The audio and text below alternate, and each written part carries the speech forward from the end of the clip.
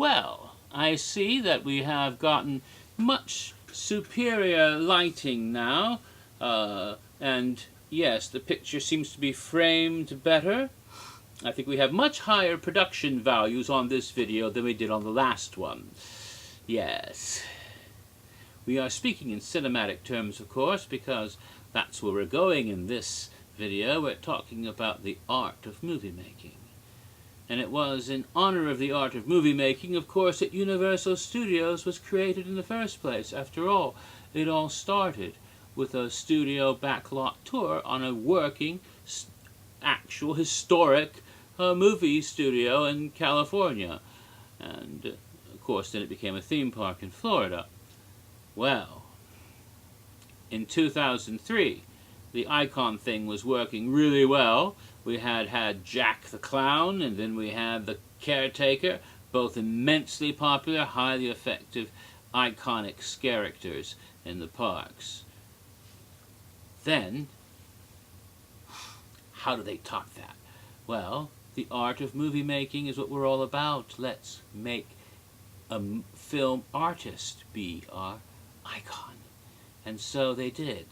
It was a very unique film director, Paulo Ravinski, known as the director, who arrived to... I'm being assaulted by a ferocious beast. Meow! Ham.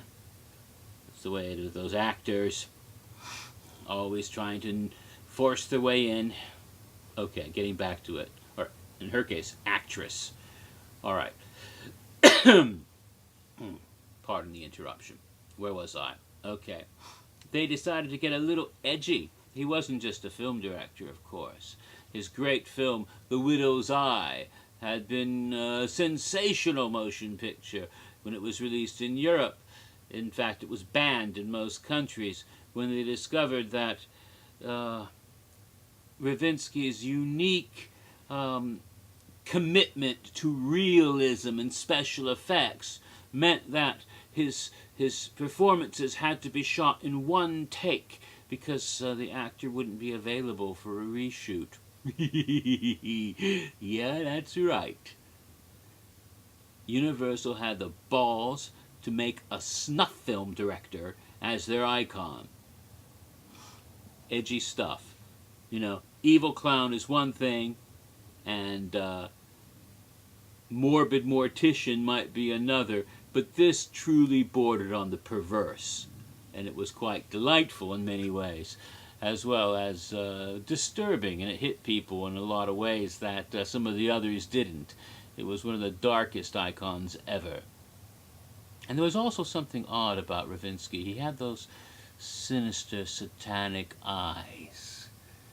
You know, he was an icon who didn't have any supernatural trappings, unlike the other previous ones, and yet he had a supernatural gaze, the eye of the director, as it framed the picture and created his work.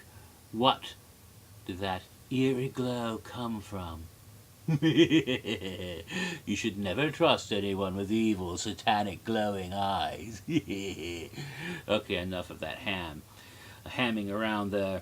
If Ravinski was here, he would say, "Cut!" And you don't want him to say, "Cut." No, no, no, no, no, no. Now, Paulo Ravinski is an interesting name, too, that they chose. And oh, that's edgy, because what does that evoke?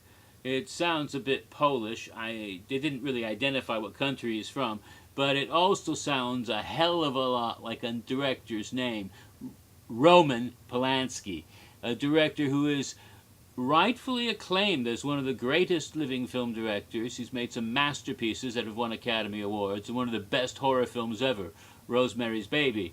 But at the same time, a man whose personal life is quite dubious and shadowy, and also has been marred with the most horrible tragedy throughout his entire life. A man who saw his family slaughtered during the Holocaust, and then saw his beautiful, lovely, some say the most beautiful woman in the world, Sharon Tate, and her friends, while he was off making a picture, so they were all slaughtered ruthlessly. Sharon and their unborn child, slaughtered by the most depraved, psychotic murderers. Charles Manson and his insane family of followers did this to him. And then, of course, there was some very, very bad decisions he made after that involving a young girl and some drugs, which I'm not going to go into, but indeed he's paying the price for it all these years later.